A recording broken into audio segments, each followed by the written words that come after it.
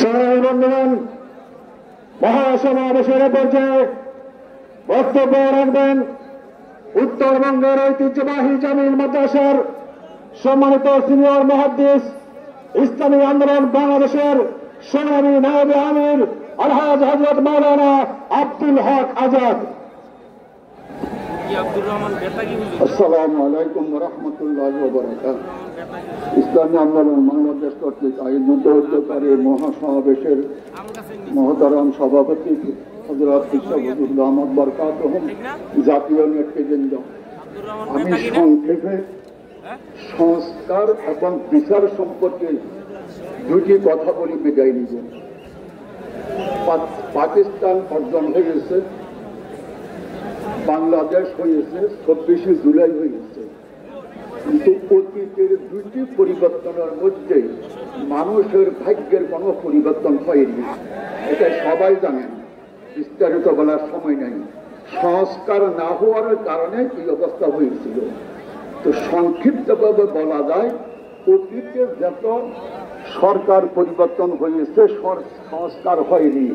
অর্থাৎ বউটা ছিল পুরাতন, শাড়িটা হচ্ছে নতুন, কিন্তু এখানে সবগুলাই চোর। সংস্কারের দ্বারাই কি উপকার, না করার দ্বারাই কি ক্ষতি। আমি বর্তমান বাংলাদেশের 5টি বিভাগ সম্পর্কে একটি উদাহরণ পেশ করছি। আপনার জ্বালানি এবং খনিজ, বিদ্যুৎ এবং রেল, সেতু এবং পরিবহন, এই 5টি খাতে বর্তমান সরকার ব্যয় সংকোচন করার কারণে 46,000 কোটি টাকা সরকারের তহবিলে সাশ্রয় হয়েছে। কিন্তু শিক্ষিত সমাজ সবাই জানেন, কিন্তু কয়টি বিষয়, খনিজ এবং জ্বালানি, সাথে সাথে রেল এবং কি বিদ্যুৎ, সেতু এবং পরিবহন, এই 3টি খাতের খরচ তো অবশ্য হচ্ছে, কিন্তু ব্যয়টা সংকোচন করার কারণে 46,000 কোটি টাকা সরকারের বাঁচিছে এবং সাশ্রয় হয়েছে। আমার কথা না, দেখেন আপনারা লাভ কি হয়েছে।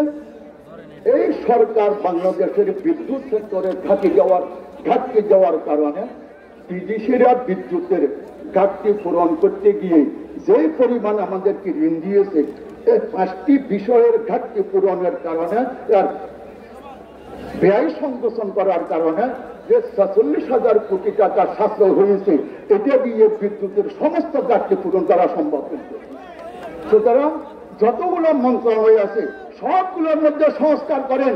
50 বছর এই দেশ ভবিষ্যতে চলতে হলে বিদেশ থেকে 10 টাকা লোন নেওয়ার প্রয়োজন পড়বে না, এটা আমি বিশ্বাস করিয়েছি। দ্বিতীয়, আমি আর উদাহরণ পেশ করবো না, কি বললাম। দ্বিতীয়, আইনের সংস্কার কেন? দেখেন, ইসলামের মধ্যে ক্ষমতা আইনের নিয়ন্ত্রণে চলে। ক্ষমতা যতই বড় হোক না কেন, আইন তার বিচার করবেই করবে। আর বর্তমান মানব রচিত সংবিধানের মধ্যে ক্ষমতার অধীনের আইন চলে, যার কারণে এ পর্যন্ত দেশের সাধারণ মানুষ ন্যায় নীতি এবং ইনসাফ পায়নি। আমি উদাহরণ পেশ করছি। এই যে মানব রচিত সংবিধানের মধ্যে ক্ষমতার অধীনে আইন চলে, আইন সম্পূর্ণ ক্ষমতার কাছে অসহায়। 2008 সাল হাসিনার বিরুদ্ধে 15টি মামলা দিয়েছিল তত্ত্বাবধায়ক সরকার, খালেদার বিরুদ্ধে দিয়েছিল 6টি। হাসিনা ভাগ্যক্রমে বিদেশিদের ষড়যন্ত্রের কারণে যখন ক্ষমতায় আরোহণ করল, তার বিরুদ্ধে যে 15টি মামলা হয়েছিল, অটোমেটিক সমস্ত মামলা খারিজ হয়ে গেছে। সমস্ত মামলা কি হয়ে গেছে? খারিজ হয়ে গেছে। আমি যে বলেছি, ক্ষমতার অধীনে আইন চলে, বর্তমান মানবতার সংগঠন। আর খালেদা প্রাইম মিনিস্টার হতে পারেনি, তার বিরুদ্ধে মামলা কিন্তু এখনো আছে। কিন্তু এর বিপরীতে ইসলামী আইনের অধীনে ক্ষমতা চলে। সময় না থাকার কারণে আমি উদাহরণ পেশ করতে পারব না।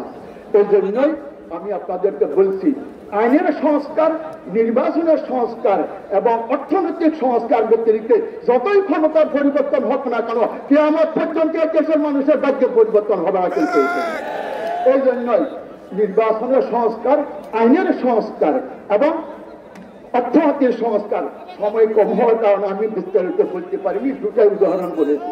আরেকটি কথা বলে শেষ করছি, আজকে ভারত আমাদের উপরে ক্ষিপ্ত হয়ে ফুলসিন করেছে বিভিন্ন সেক্টরে। ভারতের কাছে আমরা বড় বড় অনুরোধ করেছি, এই আওয়ামী লীগের হাসিনা সহ যারা এই দেশের সম্পদ চুরি করে ডাকাতি করে তোমার দেশে আশ্রয় নিয়েছে সবগুলোকে এই দেশে ফুলসিন করো। কিন্তু আমরা বলেছি সবগুলোকে ফুলসিন করো। হাসিনা, ওবায়দুল কাদের এবং আওয়ামী লীগের যত সামর্থ্য আছে সবগুলোকে বাংলাদেশে ফুলসিন করো। সাধারণ মানুষকে ফুলসিন করে আমাদের উপরে জুলুম অত্যাচার করবে না। আমি এই কথা বলি বক্তব্য শেষ করছি। আসসালামু আলাইকুম। সংগ্রামী ভাই বন্ধুগণ, এ পর্যায়ে আলোচনা নিয়ে আসছেন ইসলামী আন্দোলন বাংলাদেশের সম্মানিত নায়েব আমির জননেতা আলহাজ মৌলানা আব্দুল আল্লাহ, জননেতা আলহাজ